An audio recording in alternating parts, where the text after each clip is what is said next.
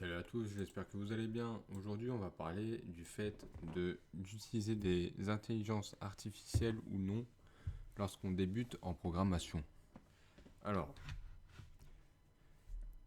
d'abord, premièrement, il faut savoir que une intelligence artificielle en programmation, type ChatGPT, n'est pas faite pour être logique. D'accord. C'est pas fait pour réfléchir de manière logique, etc. Ça peut prendre certains aspects du contexte que vous êtes en train de programmer, mais c'est très rare que ça ponde tout de suite une réponse concrète. Vous voyez. C'est très simple. Quand on est débutant, ce qu'il faut, c'est apprendre à programmer. Et c'est quoi programmer?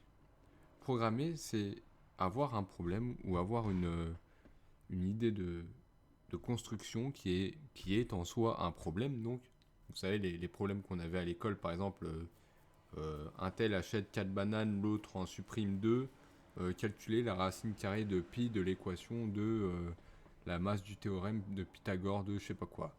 Et bah ça, c'est des problèmes. C'est pas des problèmes, des bugs ou des trucs, mais c'est des choses, par exemple, que vous voulez implémenter dans votre programme. Par exemple, là, vous voyez le missile. Ce que je voulais faire, c'était un missile qui se lance et qui bouge de manière aléatoire. Vous voyez. Et ben, j'avais envie de faire ça. Sauf que en Lua, je savais pas du tout comment faire. J'avais aucune idée de comment faire. Vraiment, j'ai suivi une formation pour apprendre à afficher des images et à faire le fait que le missile bouge d'une manière fluide. Donc d'une manière à ce que l'angle suive la direction où il va. Et c'est tout, en fait. Et de là, j'ai créé toute cette fonction qui fait que la rotation se fait de manière aléatoire. Et comment j'ai fait pour penser comme ça sans intelligence artificielle? Alors en tant que débutant, ce qu'il faut comprendre, c'est qu'il faut, avant de chercher la réponse à un problème, il faut comprendre le problème. Parce que si vous trouvez la réponse sur ChatGPT de comment faire en sorte que le missile aille d'une direction aléatoire, il va vous donner une réponse plus ou moins bancale, plus ou moins optimisée, plus ou moins bonne. Il va vous donner un truc. Voilà, il va vous pondre un truc. Il va pas vous dire ah ouais mais non mais ça c'est un peu compliqué pour toi, je préfère pas te dire. Non. Dans ChatGPT, il va te pondre un truc avec des termes que tu connais ou que tu connais pas. Tu vas faire copier-coller, ça va marcher. Et puis après, tu vas écrire une ligne de code quelque part et il n'y a plus rien qui va marcher. Et tu vas te demander pourquoi. Parce que tu n'auras pas le contexte. Il t'aura mis un code que tu comprends pas pour un problème que tu comprends pas, qui résout le problème, sauf qu'il résout et tu sais pas pourquoi. Donc tu vois, c'est très compliqué. Utiliser une intelligence artificielle pour résoudre des problèmes, même pour des petits en tant que débutants, ça sert à rien. Moi je pense, selon moi, que les intelligences artificielles doivent servir à donner une grande ligne de direction. Et puis de là, c'est vous qui faites votre route. Ils doivent peut-être, par exemple, si jamais tu veux avoir un template et que tu as la flemme de réécrire toutes les fonctions que tu connais par cœur, type love update, love load, love draw, nanan, tu peux dire à ChatGPT écris-moi toutes les fonctions, ceci, celle-là, celle-ci, celle-là, s'il te plaît. Hop, il va te les écrire, copier-coller. Voilà, là tu sais de quoi tu parles. Mais te donner une solution à un problème, c'est pas le meilleur moyen de faire. Pour ma part, comment j'ai fait? Avant ça, j'étais bloqué. Mon missile, au lieu de se déplacer comme ça, il se déplaçait de manière saccadée et il tournait pas. Ou alors il tournait, mais pas comme il faut. Pas de manière aléatoire. Et j'ai réfléchi. Je me suis dit, j'étais au boulot. En fait, j'étais au travail. Et au travail, ce jour-là, je devais garder un portail d'usine, car il était en panne. Et donc, du coup, je devais le garder, car il devait rester tout le temps ouvert. Et je devrais ouvrir les camions et surveiller que personne rentre. Et bien, pendant 8 heures comme ça de nuit, devant un portail, j'avais pas d'autre choix que de réfléchir. Et j'étais en pleine programmation de ce prototype. Et je me disais, j'étais bloqué avec ce problème de direction aléatoire. Je me disais, comment est-ce que je peux faire pour faire en sorte que le missile se déplace de manière aléatoire? Et j'étais en train de réfléchir. Et je me disais, d'accord, bon, un missile, quand ça se déplace, qu'est-ce que ça fait? Pendant un certain temps, ça va dans une direction, puis ça arrête d'aller dans cette direction, puis pendant un certain temps, ça arrête aussi d'arrêter. Enfin, en fait, pendant un certain temps, ça va dans une direction, et pendant un autre certain temps, quand ce temps est fini, ça arrête d'aller dans la direction, ça change de direction pendant un certain temps, et puis ça retourne dans une autre direction pendant un certain temps. Donc en fait, c'est que pendant un certain temps où le missile tourne, etc. Le missile se dirige quelque part durant un certain temps, il s'arrête, il tourne pendant un certain temps, il s'arrête, et puis il retourne pendant un certain temps, il s'arrête. Voilà, il tourne à droite pendant 10 secondes, il tourne à gauche pendant 1 seconde, il retourne à droite pendant 10 secondes, il avance pendant 5 secondes. Et bah ça, c'est comme ça qu'il faut décomposer les choses. Et bah j'ai réussi à décomposer ça. Et comment j'ai fait? Et bien j'ai créé une fonction. Une fonction avec un timer dedans qui possède du coup un timer de rotation à droite et un timer de rotation à gauche. Et ce timer là, alors il faut que je le retrouve, il est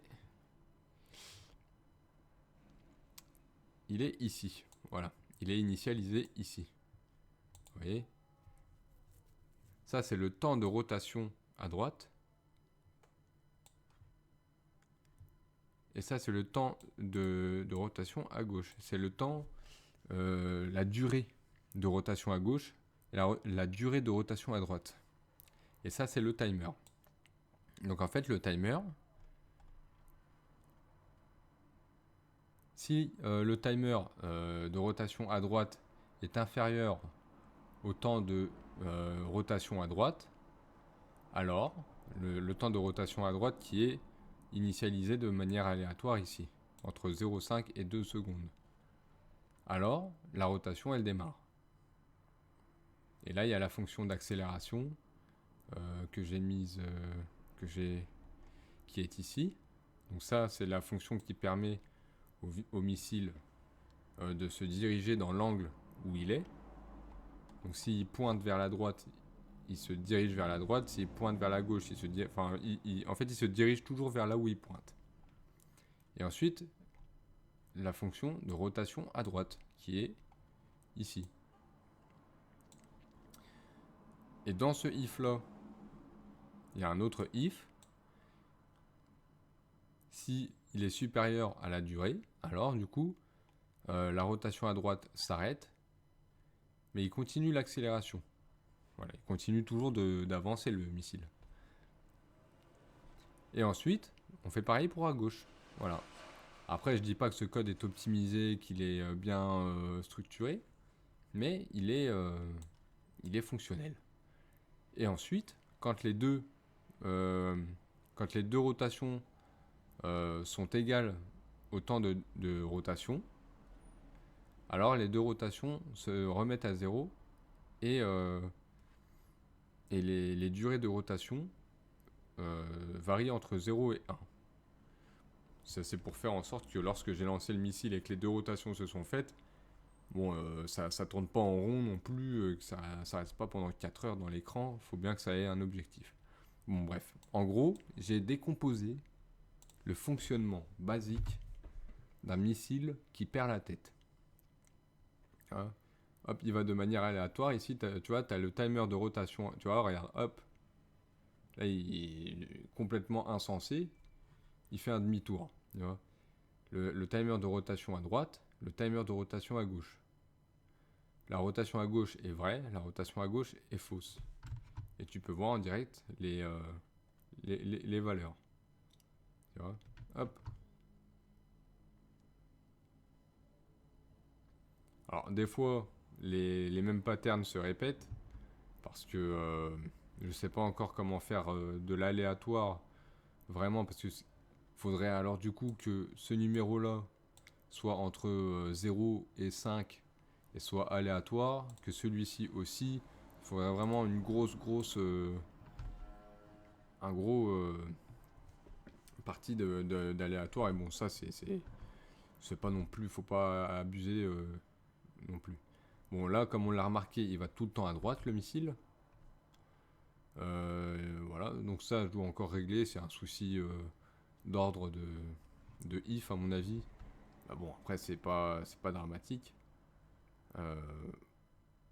Voilà, il peut faire demi-tour, continuer en haut, etc. Vous voyez, il fait rarement deux fois le même pattern quand même. Vous voyez, il est quand même, il va tout le temps à droite, ça c'est un problème, parce que du coup, il va d'abord à droite, et ensuite il va à gauche. Donc ça, faudrait que je vois. Mais sinon, voilà, c'est comme ça qu'il faut agir face à un problème que vous voulez résoudre. Il faut comprendre le problème, comprendre de manière intrinsèque le problème. Si c'est un missile, comprendre comment un missile fonctionne. Si c'est une voiture, comprendre comment une voiture fonctionne. Si c'est un déplacement, comprendre comment un déplacement fonctionne. Vous voulez déplacer le missile de bas en haut, bah, sur un écran, le bas, c'est la position Y maximum. Le haut, c'est la position Y minimum. Et bien du coup, si on prend le moins, si on prend la position Y maximum et qu'on la réduit de 1 à chaque frame, et ben le missile monte. Voilà, tout simplement. Une voiture, c'est pareil. C'est de gauche à droite. Donc la position X. Toutes des choses comme ça. En fait, il faut vraiment comprendre l'environnement dans lequel vous travaillez avant d'utiliser une intelligence artificielle. Parce que, oui, ChatGPT, je suis même pas allé le voir une fois que j'ai eu la réponse, parce que pour moi, j'avais pas envie qu'ils me mettent une frustration dans la tête. Moi, j'ai envie de deviner quand même par moi-même comment optimiser le bordel. Et si un de ces cas, tu es vraiment bloqué ou que faut commencer à rentrer dans des outils de développement que je connais pas, alors dans ce cas-là, j'utiliserai peut-être ChatGPT. Mais d'abord, c'est la documentation. Il faut d'abord se péter le crâne avec la doc. Voyez. Et c'est là que vous allez comprendre les choses. C'est là que vous allez résoudre des vrais problèmes. Mais pour ça, pour résoudre des vrais problèmes de ce genre-là, il faut être patient. C'est dans les moments tels que les moments où vous prenez votre douche, où vous sortez marcher, où vraiment vous pensez à rien, pas de distraction, rien. C'est dans ces moments-là que vous allez comprendre comment fonctionne le problème que vous êtes en train d'essayer de résoudre. Et là, par exemple, si je mets 3 et 3, on va voir ce que ça fait. Peut-être que ça va faire des choses différentes. C'est un peu différent.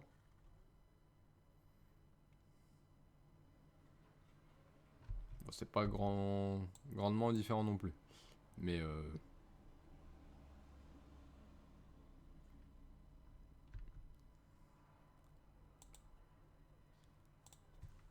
je peux faire en sorte, par exemple, 2 ou 1 même. Voilà.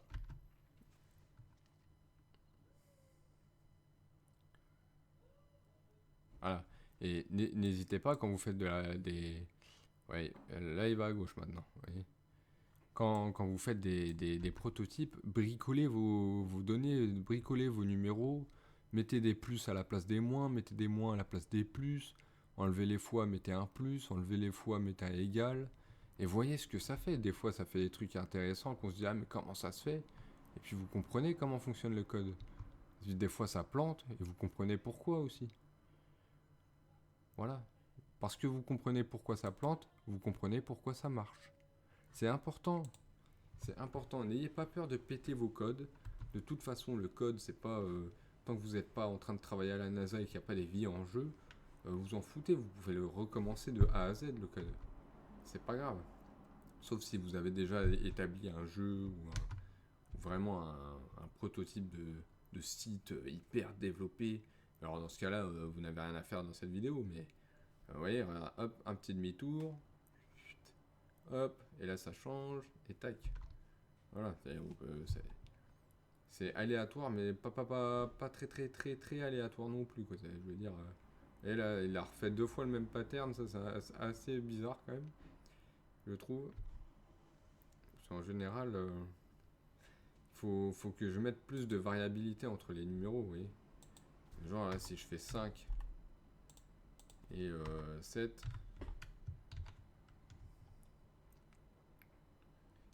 ici je mets 0, je mets 4 et 6. Voilà, hop, chut. Faire un truc de sgeg vraiment qui ressemble à rien, mais c'est. Ouais, des fois, voilà, c'est les mêmes numéros, ça change pas grand chose. On peut augmenter l'accélération, on peut diminuer la vitesse, on peut faire beaucoup de choses. Bon, ça change pas beaucoup là, j'ai l'impression quand même. Après, voilà, les numéros en math random, c'est quand même des nombres entiers. Vous voyez, là, il a fait un truc en plus. C'est quand même des nombres entiers. Donc, c'est pas très. C'est pas très variable quoi. Entre 0,5 et 0, bah en fait, je crois qu'il prend même pas le 0,5. Je crois que pour lui, c'est 0. Voilà, après, je peux faire en sorte qu'il monte moins vite. Ça, c'est là-dessus. Donc là, par exemple, si on fait fois dt, qu'est-ce que ça fait? Et là, il monte déjà beaucoup moins vite. Donc on peut faire des trucs beaucoup plus intéressants peut-être. Après, non, ouais, non, parce que du coup, non. Là, fois dt, vous voyez. Là, j'ai expérimenté quelque chose, je me suis dit, bah, ça allait marcher. En fait, non. Vous voyez, hop, là, et bah, du coup, là, il va plus sur les côtés, il va que de haut en bas. Enfin, il va sur les côtés, mais pas de beaucoup. Vu que c'est fois le delta time. Et ouais, le bordel, il est en train de planer, quoi. Et vraiment, c'est. Voilà. Là, le speed, par exemple, si j'enlève le delta time, hop, on va voir ce qu'il fait. Bam, vous voyez. Hop. Voilà, il va tout le temps partir du même côté tout le temps. Là, je retire le delta time aussi. Qu'est-ce que ça fait? Hop, le missile, il décolle de fou. Voilà. Là, si je le mets que ici, qu'est-ce que ça fait? Ah ouais, il part à la verticale rapidement. À la fois dt. Voilà. Après, voilà, il faut expérimenter, il faut essayer les choses. Et puis, si ça casse, ça casse. Vous recommencez, vous faites un CTRL Z et puis c'est pas grave. Voilà. Donc, j'espère que vous avez compris cette vidéo. Hein. Programmez des petits trucs, essayez d'autres trucs, mais n'allez pas péter votre crâne avec ChatGPT, ça sert strictement à rien au début. Si jamais au début, en faisant des petits trucs comme ça, vous avez des problèmes, c'est des problèmes que vous pouvez deviner. C'est des problèmes que c'est juste qu'il vous manque une petite info ou un petit système logique dans votre tête ou une décomposition. Vous n'avez pas assez décomposé le problème. Vous allez voir. Si vous faites des petits trucs comme ça, vous demandez à ChatGPT la réponse, il va vous donner un truc complètement obvious et vous allez être là, ah putain, mais oui, bah oui, évidemment. Voilà. Parce que vous le savez, c'est juste que vous êtes dans la réaction. Ah putain, j'ai un problème, putain, comment on fait, il me faut la solution. Voilà, non. Si jamais ça vous arrive et que vous êtes bloqué de chez bloqué, tout simplement, vous vous levez, vous vous faites un café, vous éteignez votre téléphone, et pendant que vous vous faites un café, vous décomposez le problème. Ok, bon, mon problème c'est quoi? C'est que mon missile, il va tout droit, au lieu d'aller à gauche et à droite. Ou alors il y va de manière saccadée, ou il y va pas de manière aléatoire. Comment ça se fait? Bon, bah, comment ça se fait? Pour qu'il y aille de manière aléatoire, il faut qu'il y ait une donnée qui soit aléatoire. Quelle donnée doit être aléatoire? La direction? Oui, mais la direction, comment elle change? Comment elle change la direction? Bah, elle change de temps en temps. Elle change, une fois elle va à droite et une fois elle va à gauche. Mais une fois quand? Bah une fois quand? Une fois toutes les 5 secondes? Toutes les 2 secondes? Ah bah voilà. Le temps. Timer. Vous voyez? Ah bah du coup, en fonction d'un timer, elle va à droite. Et ce temps, eh bah, il est aléatoire entre 0,2 0,5, 10 secondes, on s'en fout. La vitesse, elle peut varier, etc. Et ben là, on résout le problème. Ce problème-là, je l'ai résolu. J'ai pondu. Alors, entendez bien ce que je dis. Hein. Je travaillais de l'après-midi, de 14h à 22h. J'étais rentré chez moi. J'avais ce problème. J'avais pas résolu ce problème encore. J'étais là dans ma tête, dans mon lit, je réfléchissais. J'essayais de dormir. Je réfléchissais, j'arrivais pas à dormir. Et à un moment, j'ai eu cette réflexion. Bah oui, c'est un timer. Il me faut un timer. Je me suis réveillé à 4h du matin alors que je travaillais à 14h le lendemain. J'avais pas dormi. Et j'ai codé ce truc de fou, malade, pendant 2 heures. Pendant 2 heures de ma tête. De ma tête, j'ai fait des lignes, je me suis gouré, ça faisait plus ou moins ça, mais pas trop. J'ai mis l'autre là, j'ai mis le truc en haut, en bas, truc, j'ai fait plein de tests. Et même là, c'est pas encore parfait, hein, je vais encore bricoler le truc, mais ça fonctionne quoi. C'est, les données s'affichent, les données varient. Vous voyez, là, ça reste à 0,5. Vous voyez, là, ça reste à 0,5. Alors, d'accord, ouais, j'ai compris. Ah, bah, j'ai compris un problème, vous voyez, en direct. Là, ça reste à 0,5 et en fait, ça reste à 0,5. Enfin, ça reste au maximum tant que celle-ci n'a pas atteint le maximum. En fait, le timer à droite reste au maximum s'il l'atteint tant que l'autre n'a pas atteint. Pourquoi? Parce que j'ai mis égal égal end. Égal égal. Et bah, par exemple, si je mets or, qu'est-ce que ça fait?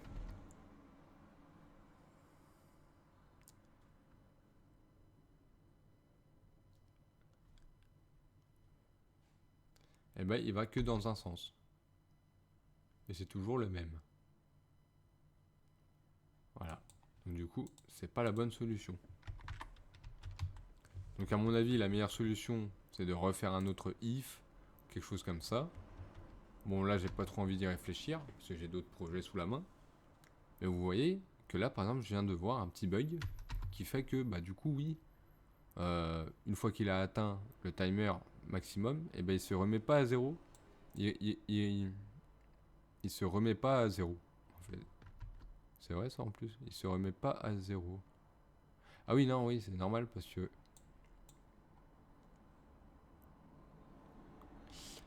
Oui, c'est logique. J'ai mis la durée beaucoup trop longue, donc du coup, tant que lui continue, lui, il est à l'arrêt, et je l'ai mis à 0,5. Donc si jamais je le mets à 4, et lui je le mets à 6, hop, 8.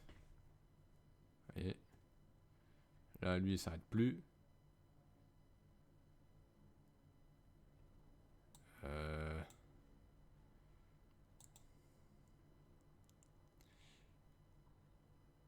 Voilà, bah petit bug déjà, vous voyez. Hop, petit bug, on sait pas trop pourquoi.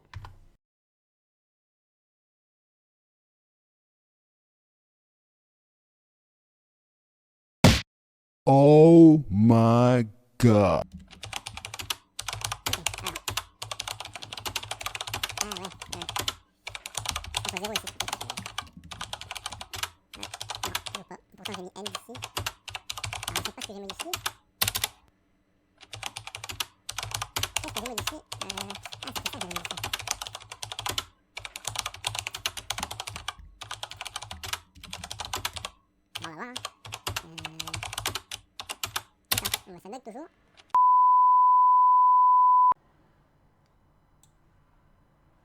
Alors ça c'est normal, c'est parce que j'ai déplacé la fenêtre, du coup le delta time a continué d'accélérer. Alors je sais pas ce que j'ai modifié, ici j'ai rien modifié pourtant.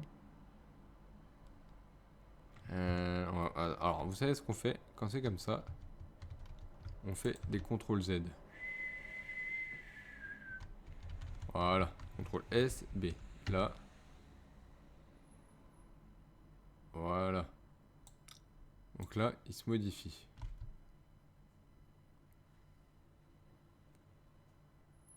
Ok. Donc ça, c'est parce que j'ai mis la durée trop longue. Là. D'accord. Ouais, bah ça a du sens. Ça a complètement du sens. Donc ouais, vous voyez là, bah, je tombe sur un petit problème. Je fais un gros CTRL Z et je résous le problème. Alors là, j'ai fait hop, j'ai déplacé la fenêtre, donc le delta time il s'est foiré. Voilà. Et après, il reste. Ah ouais.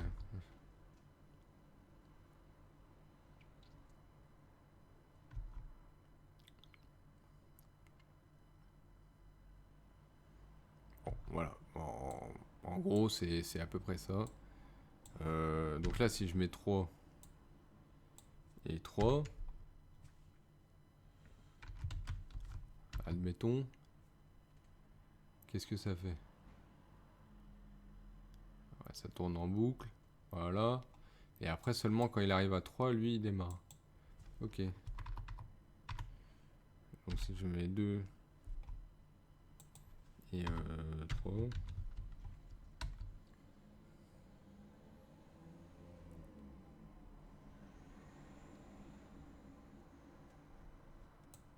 Ok. Bah vous voyez, en fait, après, le problème c'est que si je mets entre 2 et 3, eh ben, c'est que entre 2 et 3. Et le problème c'est que si je mets à plus de 3 par exemple, eh bien, c'est beaucoup trop long. Vous voyez, c'est carrément le système du fait que quand il tourne à droite, faut qu'il atteigne le maximum pour tourner à gauche. Bah, ce système-là, il faut que je le repense. Et bien vous voyez, là, je viens de tomber sur un problème, et ben je l'ai décortiqué, je ne l'ai pas résolu, mais j'ai une piste sans intelligence artificielle. Et là, il tourne en rond, parce qu'il a... Là, j'ai mis entre 2 et 6.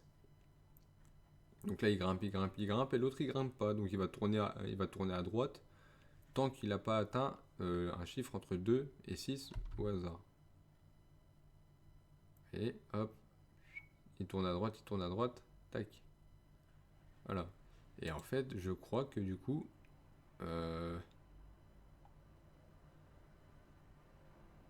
c'est bizarre ça. Parce que rotation left, et il tourne à droite. Ah oui, oui, bah oui, c'est normal. Entre 1 et 5. Voilà, hop. Vous voyez déjà.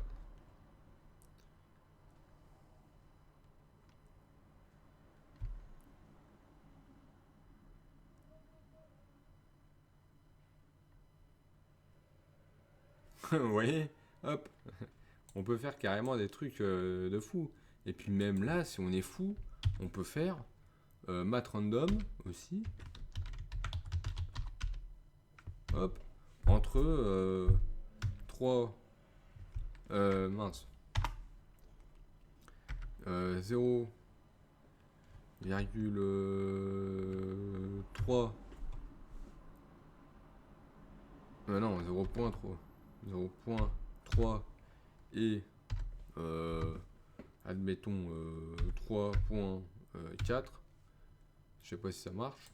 Et là, math.random entre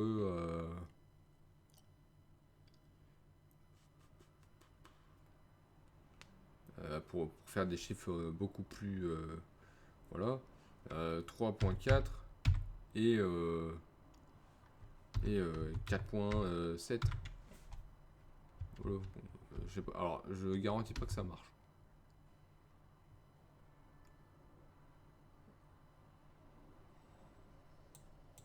« 3.3, voilà.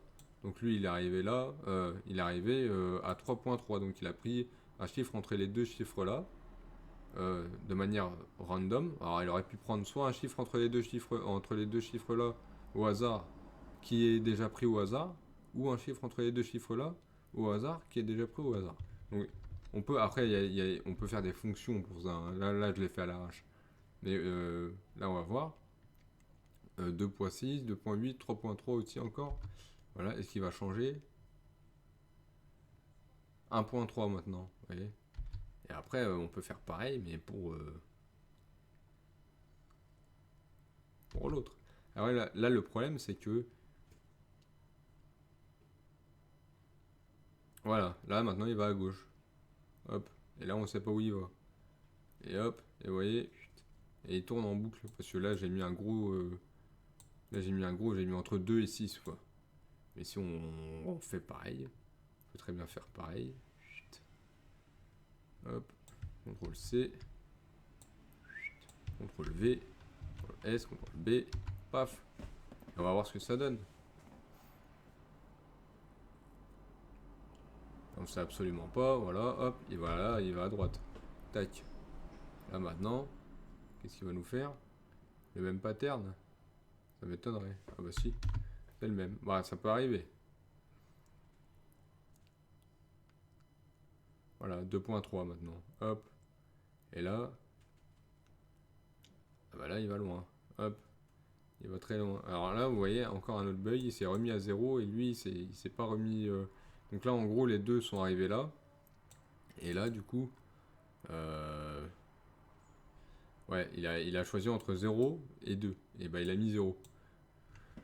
Ça peut arriver. Donc du coup là il faudrait encore faire un truc pareil. Hop. CTRL C. CTRL V. Et là, CTRL V. CTRL S, CTRL B. Et là, ce sera vraiment très, vous voyez, très dispersé en tant que hasard. Là, on ne sait pas exactement. Bon, là, ça fait 3 fois qu'il me fait le même pattern. Je sais pas trop pourquoi. Mais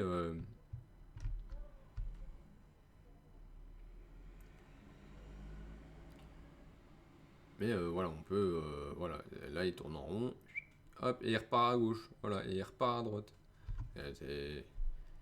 Voilà, après, c'est pas non plus très aléatoire. Il part pas à gauche directement. Ça, c'est un problème que je vais devoir résoudre et que je vais résoudre d'ailleurs.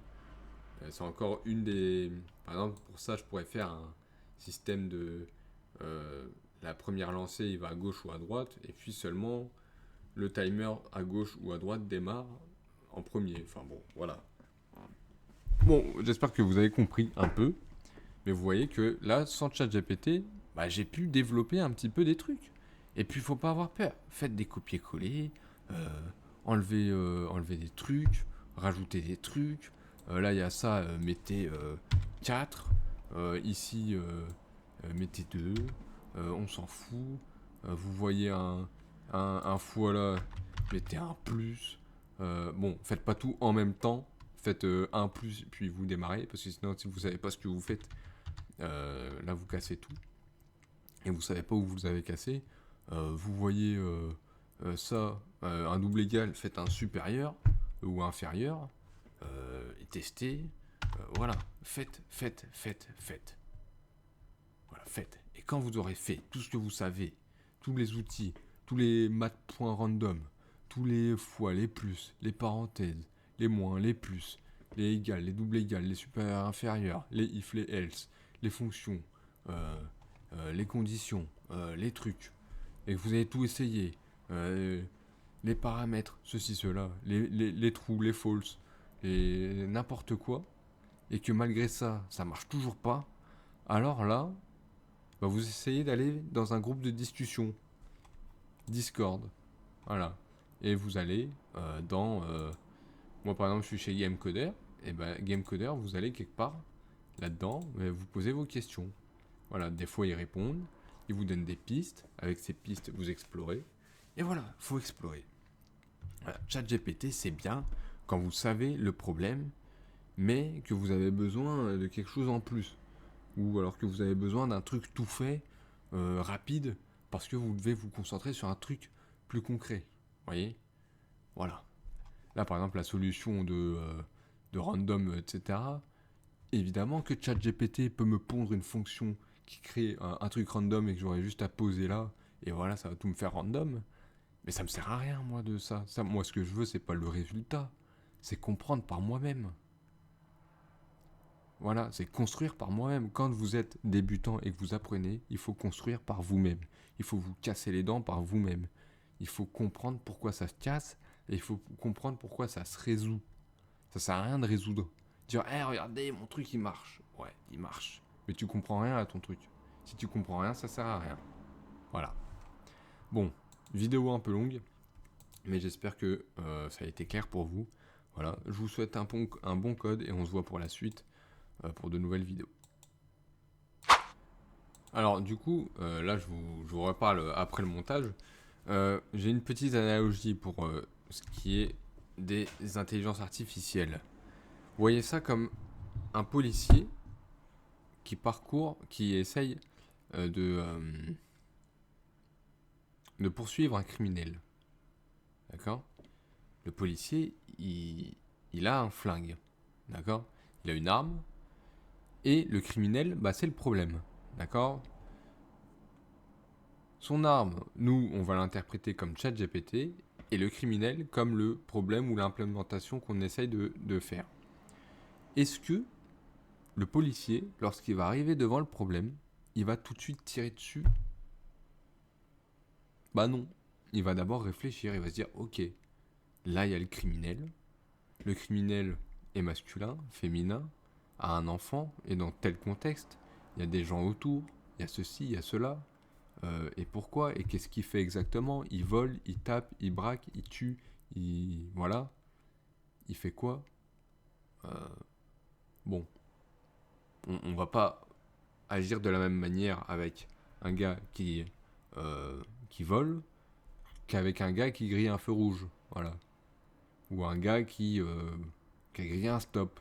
Il grille un stop, il se prend une balle, c'est pas top. Vous voyez ? C'est pas réfléchi. Et bien nous, c'est pareil. Nous, on est des policiers. Voilà. Quand on arrive devant un problème, soit on essaie de prendre en contexte, etc. Soit on tire dessus. Alors en soi, le policier, s'il voit un criminel qui vole et qui lui tire dessus, ah oui, effectivement, le criminel, il va arrêter de voler. Littéralement, le criminel, instantanément, il arrête de voler, quoi. Donc, le problème est résolu. Mais pas vraiment. Vous comprenez le principe. Et bien, quand on est programmeur, c'est pareil. Quand vous allez avoir un problème et que vous allez taper sur ChatGPT, résous-moi le problème parce que le truc, il marche pas. Alors oui, ChatGPT, il est programmé pour... il va pas te dire, écoute, tu te débrouilles. Voilà. Moi, j'ai la flemme. Non. Il va te pondre une réponse. Voilà. Il va te pondre une réponse. Ton langage, on s'en fout. Ton contexte, on s'en fout. En réseau, pas en réseau. Sur du C, du Linux, du ceci, cela. Il peut prendre certains points du contexte, mais il va te pondre une réponse très linéaire, quoi. Je veux dire, c'est très brut, quoi. Il peut te pondre un truc très fonctionnel. Mais voilà. Faut faire un prompt de 8 km précis, etc. Il faut rien oublier parce que sinon le contexte il change complètement. Donc des fois, au lieu de pondre des prompts d'intelligence artificielle de 8 km hyper précis, et bien ce temps-là, vous feriez mieux de le concentrer dans comment résoudre le problème que vous essayez d'avoir. Voilà, parce que peut-être que vous avez cassé le crâne à faire des prompts sur ChatGPT, il va vous donner une réponse, et la réponse, vous allez l'implémenter, elle va marcher, et dès lors que vous allez faire quelque chose, ça va plus marcher. Voilà. Donc du coup, retenez bien cette analogie avec le policier, qui tire pas sur tout. C'est pas dès qu'il y a un problème, boum, ChatGPT, non. C'est dès qu'il y a un problème, ok, c'est quoi le problème ? Et comment on résout le problème ? D'où vient le problème ? Comment se comporte le problème ? Dans quelle ligne de code intervient le problème ? Qu'est-ce qui agit ? Qu'est-ce qui interagit avec le problème ? Qu'est-ce qui fait que si je supprime carrément, si je prends ça, on va dire que le problème il est là et que je fais ça, là j'ai supprimé le problème. Mais est-ce que en supprimant le problème, ça résout le problème ? Pas forcément. Voilà. Donc j'espère que vous avez compris l'analogie avec le policier. C'est très important de bien la comprendre. Voilà. Petite interlude.